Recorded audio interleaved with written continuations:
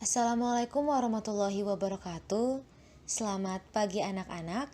Bagaimana kabar kalian semua? Semoga kalian dalam keadaan sehat walafiat. Saya Safitri Handayani yang akan mengajarkan kalian mata pelajaran ilmu pengetahuan alam atau IPA selama 1 semester ke depan. Pada hari ini kita akan masuk ke bab pertama, yaitu mengenai objek IPA dan pengamatannya. Adapun yang akan kita pelajari ada 4 subbagian, yaitu pertama penyelidikan IPA, selanjutnya objek IPA, lalu besaran, dan terakhir adalah pengukuran. Check this out. Submateri pertama yang akan kita pelajari yaitu apa yang dimaksud dengan penyelidikan IPA. Nah, sebelum itu kita intermezzo dulu. Pernahkah kamu amati tentang tinggi badan, berat badan, warna rambut, bentuk hidung, bentuk mata teman-temanmu? Ketika kamu amati hal-hal tersebut pada teman-temanmu, maka akan timbul pertanyaan. Berapa ya tinggi badannya? Berapa ya berat badannya? Apa ya warna rambutnya? Nah, hal tersebut juga seperti halnya dengan penyelidikan IPA. Penyelidikan IPA adalah sejumlah proses yang harus dikuasai dalam ilmu pengetahuan, yaitu pengamatan, membuat inferensi, mengomunikasikan. Yang pertama adalah pengamatan.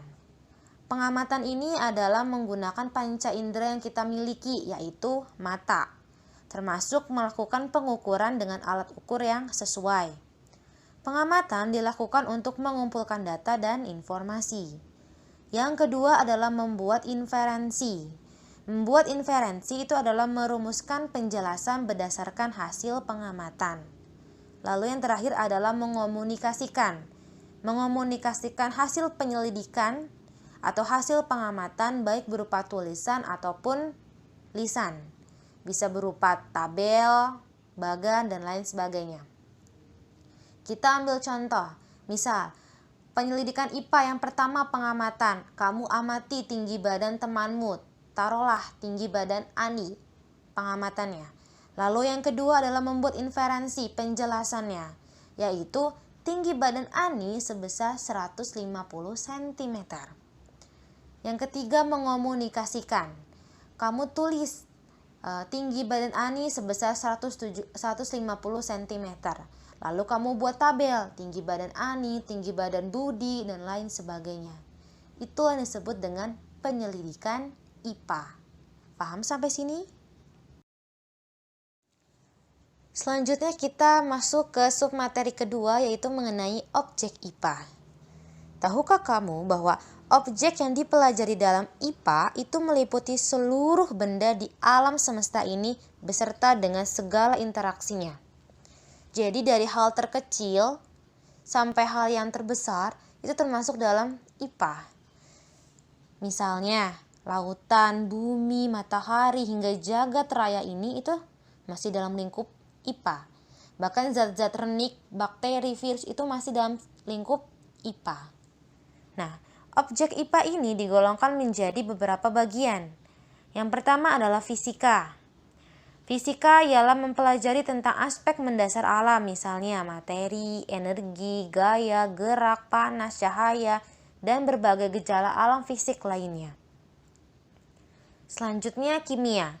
Kimia meliputi penyelidikan tentang penyusun dan perubahan zat. Lalu biologi mempelajari tentang sistem kehidupan mulai dari ukuran renik, ukuran yang paling kecil, sampai dengan ukuran yang lingkungan yang lebih luas. Dan terakhir adalah ilmu bumi serta antariksa, mempelajari asal-muasal bumi, perkembangan dan keadaan bumi, bintang-bintang, planet, dan berbagai benda langit lainnya. Paham? Selanjutnya timbul pertanyaan dalam benak kita semua, bagaimana pengukuran sebagai bagian dari pengamatan? Kegiatan mengukur adalah salah satu kegiatan utama dalam lingkup IPA. Mengukur adalah membandingkan suatu besaran yang diukur dengan besaran sejenis yang dipakai sebagai satuan. Misalnya saja, ada 3 orang anak yang akan mengukur suatu panjangnya meja menggunakan jengkal tangannya. Hasilnya adalah panjang meja tersebut sebesar 6 jengkal Andrian, lalu sebesar 5,5 jengkal Edo, Lalu yang terakhir adalah sebesar 7 jengkal mi. Dari ketiga ukuran tersebut berbeda-beda semua. Nah, sekarang kita bayangkan apa yang terjadi jika setiap pengukuran di dunia menggunakan satuan yang berbeda. Maka kemungkinan besar kita tidak akan pernah mendapatkan size baju atau ukuran baju yang pas, tidak mendapatkan celana dengan ukuran yang pas. Oleh karena itu, diperlukan satuan yang disepakati bersama untuk semua orang.